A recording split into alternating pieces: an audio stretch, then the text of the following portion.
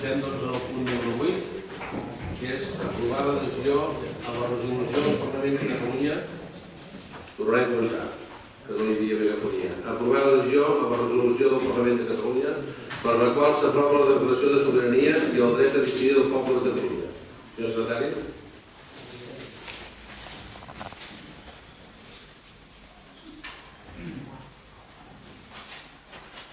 La proposta d'acord diu aprovar l'adhesió a la resolució 5/10 del Parlament de Catalunya per la qual s'aprova la declaració de sobirania del dret i del dret a decidir del poble de Catalunya.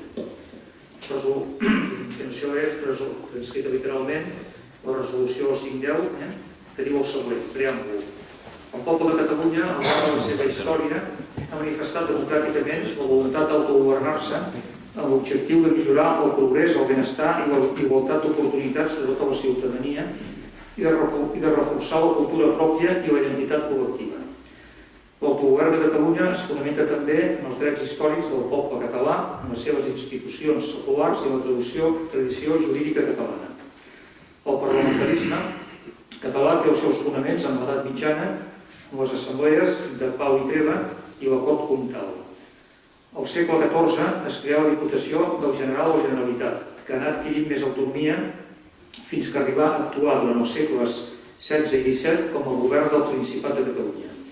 La caiguda de Barcelona el 1714, arran de la guerra de successió, comportà que Felip V abolís amb el decret de nova planta el dret públic català i les institucions d'autogovern.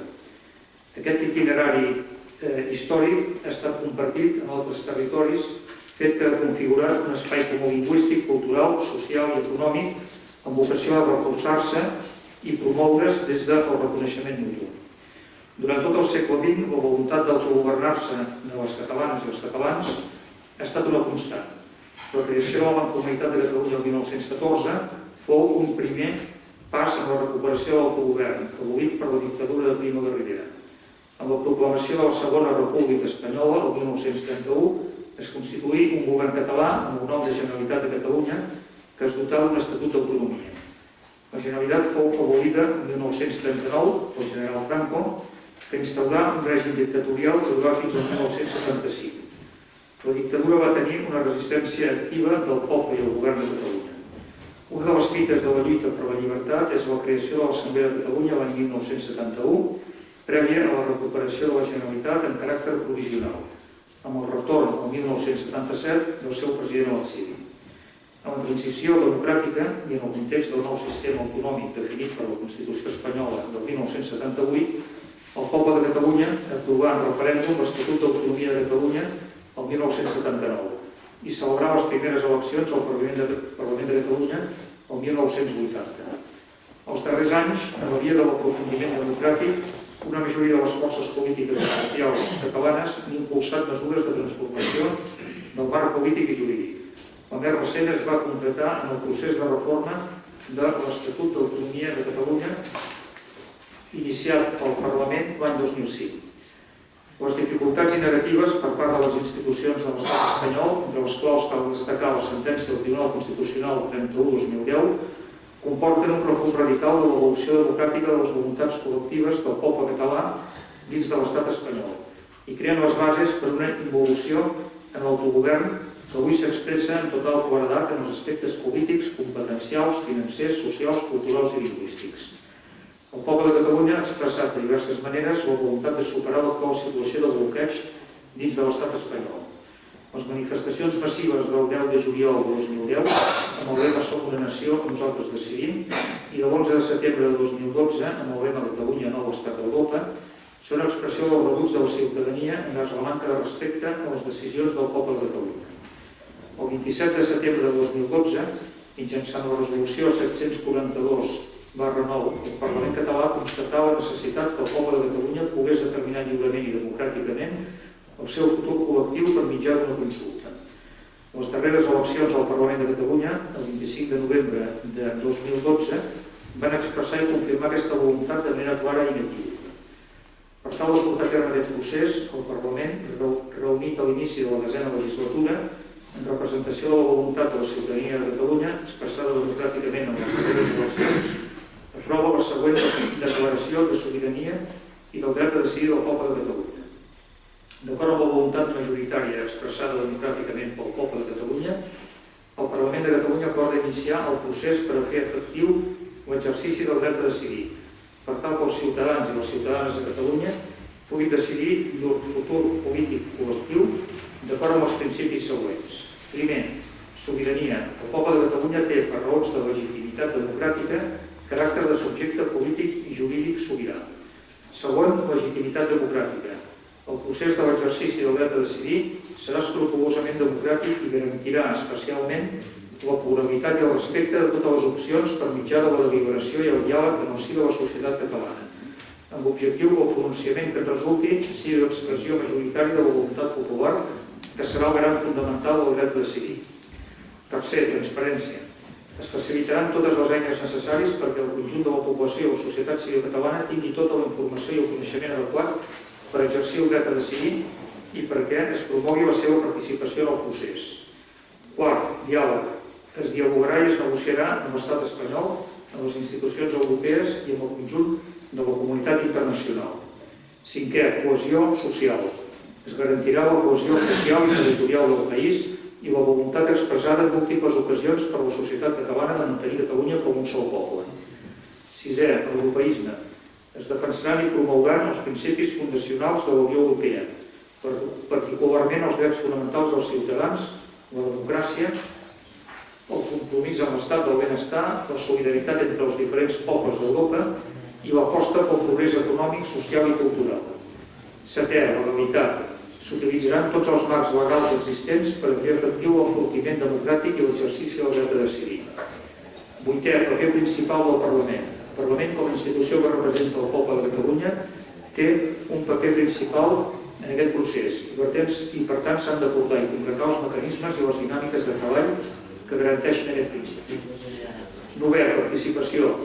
El Parlament de Catalunya i el Govern de la Generalitat han de fer partícips actius de tot aquest procés al món local i al màxim de forces polítiques, d'agents econòmics i socials, d'entitats culturals i cíviques de Catalunya. I han de concretar els mecanismes que garanteixen aquest principi. El Parlament de Catalunya encoratja tots els ciutadans i ciutadanes a ser protagonistes actius del procés democràtic d'exercici del dret a decidir del poble de Catalunya.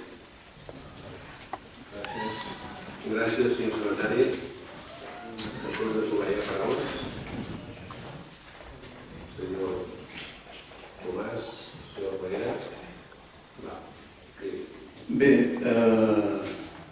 l'argument és fantàstic, està molt ben explicat, està molt ben argumentat, a més, però quasi no calia arribar a explicar tant, encara que el Parlament de Catalunya ho va fer molt bon criteri que tothom ho entengués, però el dret de determinació és un dret que el reconeix la Carta de les Nacions Unides i nosaltres, com a grup municipal, ja ho vam aprovar una vegada, el dret a decidir. Vull dir, quan Massanet Decideix va proposar-ho, nosaltres vam ser, bueno, diria que vam estirar de la corda, però sí que vam votar a favor i vam fer quelcom perquè això es tirés endavant.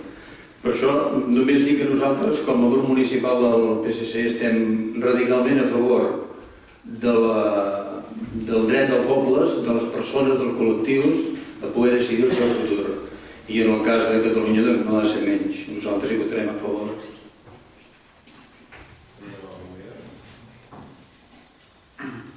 Hola, bona nit. Volem dir que estem molt contents i orgullosos per aquest avanç en democràcia i creiem que el dret a decidir és el camí per crear una societat intel·ligent, emprenedora i amb caràcter. I animem el govern a fer-ho.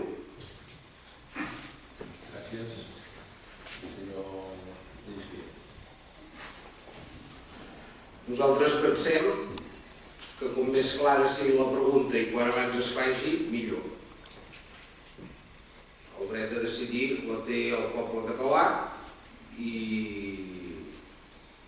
cada cop és més indiscutible i costa més, a qui no estigui d'acord, negar-li aquest dret. D'algun punt de partida s'ha de partir, aquest tothom hi podria afegir matisos, però si això ha d'ajudar que aquest procés s'acceleri i la pregunta sigui clara, quan abans sigui millor, doncs abans millor anirem tots. Molt bé, doncs, com ha dit el gust, podem recordar. Aprovació d'aquest punt, vots a favor, vots en contra, abstencions. Dos abstencions. Valentí i el senyor Valentí vol l'explicació del vot. Podria fer una explicació del vot, del motiu per què faig l'abstenció. En principi vull comunicar que, continuant com les anteriors mocions presentades, sempre m'he abstingut per dues raons que em lliguen.